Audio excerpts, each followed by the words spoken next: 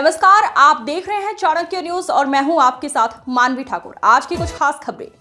रामदास कदमांवर बोलणे म्हणजे चिखलात दगड मारून चिखल उडवून घेणे। खासदार सुनील तटकरे। राष्ट्रवादी काँग्रेसचे प्रदेशाध्यक्ष व खासदार सुनील तटकरे यांनी आपल्यावर होत असलेल्या टीका, दोन्ही राष्ट्रवादी काँग्रेसच्या विलीनीकरणाच्या चर्चांवर तसेच संजय राऊत आणि रामदास कदम यांनी केलेल्या आरोपांना जोरदार प्रत्युत्तर दिले। दूरटोली सुतारवाडी येथे पत्रकारांशी संवाद साधताना त्यांनी स्पष्ट शब्दात भूमिका मांडली।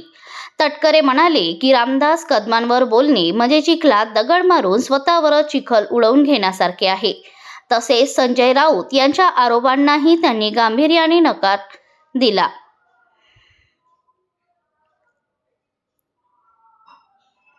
राजकारणात टीका होतच असते, पण जनतेच्या प्रश्नांवर बोलणे अधिक महत्त्वाचे आहे, असे ते म्हणाले। दोन्ही राष्ट्रवादी काँग्रेसच्या विलीनीकरणाबाबत सुरू असलेल्या चर्चांवर बोलताना तटकरे यांनी सांगितले की या विषयावर सखोल चर्चा केली जाईल। रोहित पवार 12 फेब्रुवारी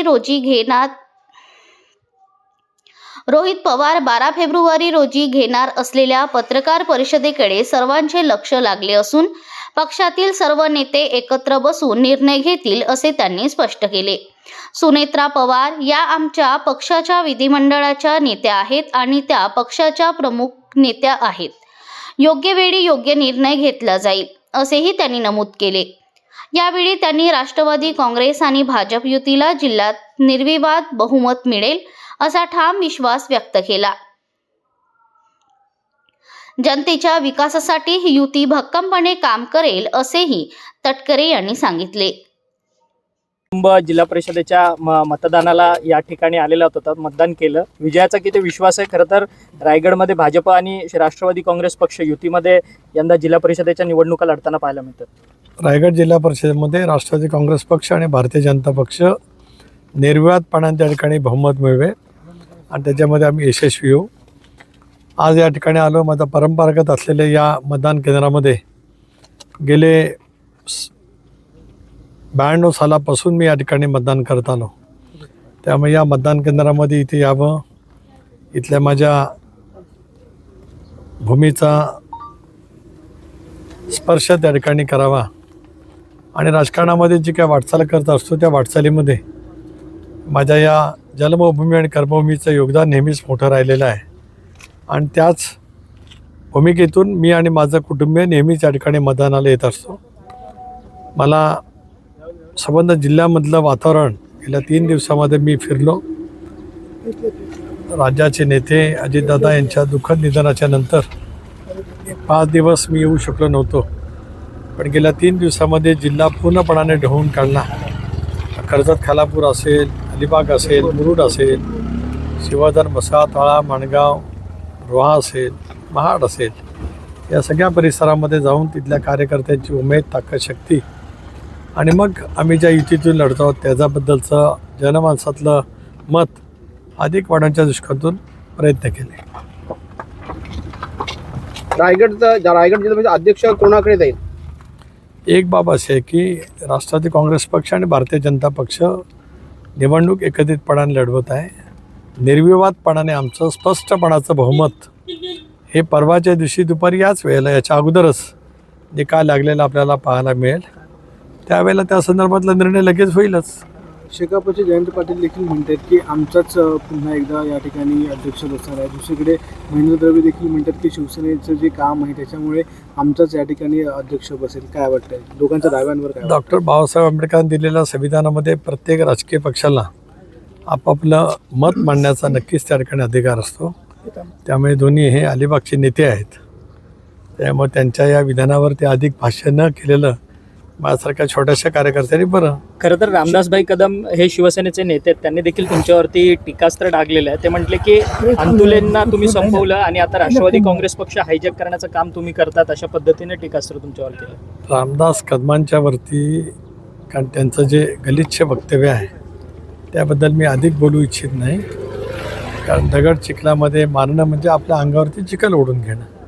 त्यांना त्यांचं करू द्या। राष्ट्रवादी काँग्रेस पक्ष हा आम्ही प्रचंड मेहनतीने दादांच्या नेतृत्वाखाली एनडीएमध्ये फारकत घेतल्याच्या नंतर विधानसभेच्या निवडणुकीमध्ये 41 जागांच्या वरती यश मिळवत त्या ठिकाणी आम्ही बहुमतामध्ये आलेलो आहोत. त्याच्यामुळे आमच्या पक्षाचा निर्णय करण्याचा आमचा अधिकार आहे. आता त्यांनी मातोश्रीला का सोडलं, इतरांची का साथ धरली, तो त्यांचा प्रश्न आहे. आम्ही कधी त्या बाबतीमध्ये कधी विचारलं नाही. आता अंतुले साहेबांचं दीर्घकाळ नेतृत्व त्यांचे आशीर्वाद माझ्यासारख्या कार्यकर्त्याला मिळाले. त्यामुळे कधीही अंतुले साहेबांच्याबद्दल माझ्याकडून एकदाही कटुतेचा शब्द ना यापूर्वी आला, उद्याच्या तर भविष्यामध्ये येण्याचं काही कारण नाही.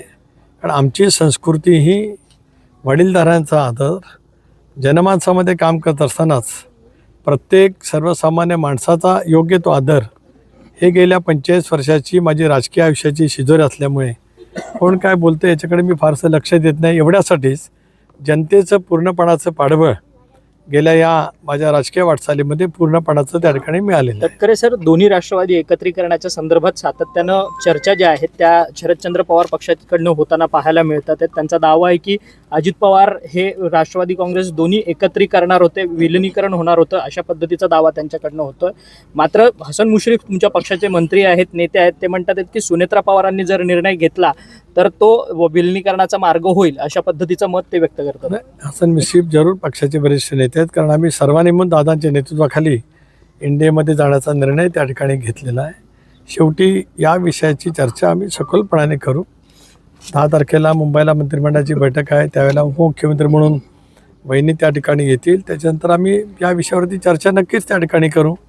कदाचित मग ते दिल्लीमध्ये सुद्धा येऊ शकतील. माननीय राष्ट्रपती महोदयांची भेट, पंतप्रधान महोदयांची भेट, राज्यसभेच्या त्या सदस्य आहेत, त्याच्याबद्दलची जी काय वैज्ञानिक जबाबदारी असेल त्या संदर्भातला असेल, आम्ही योग्य वेळेला बसून त्यातला निर्णय नक्कीच करू. परंतु सुनेत्रा वहिनी या निर्णय घेतील का? म्हणजे त्यांच्याकडे ही सगळी निर्णय प्रक्रिया असणार आहे की तुमच्या कोर कमिटीमध्ये विलिनीकरणाच्या संदर्भात पुन्हा चर्चा होईल? एक असं आहे की आम्ही नेहमीच ज्या वेळेला 23ला निर्णय घेतला तो आम्ही एकत्रितपणाने बसून घेतला. वहिनी आमच्या विधिमंडळ पक्षाचे नेते आहेत, पक्षाच्या सुद्धा नेते आहेत. त्यामुळे आम्ही सगळेजण एकत्रितपणाने बसून त्या संदर्भातला निर्णय घेऊ.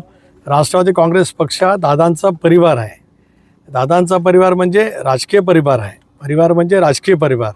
अन्यथा याच विषयावर परत काहीतरी वेगवेगळी टीका टिप्पणी करण्याचा कोणी प्रयत्न करीत. हा दादांचा राजकीय परिवार आहे, जो नेटाने, आत्मविश्वासाने, कणखरपणाने, पॉलिटिकल विल ज्याला आपण म्हणतो, राजकीय इच्छाशक्ती, ही दादाने लोकसभेच्या निवडणुकीच्या अपयशाच्या नंतर ज्या पद्धतीने दाखवली, जी जिद्द दाखवली, आणि राज्यातल्या 13 कोटी जनतेने आम्हाला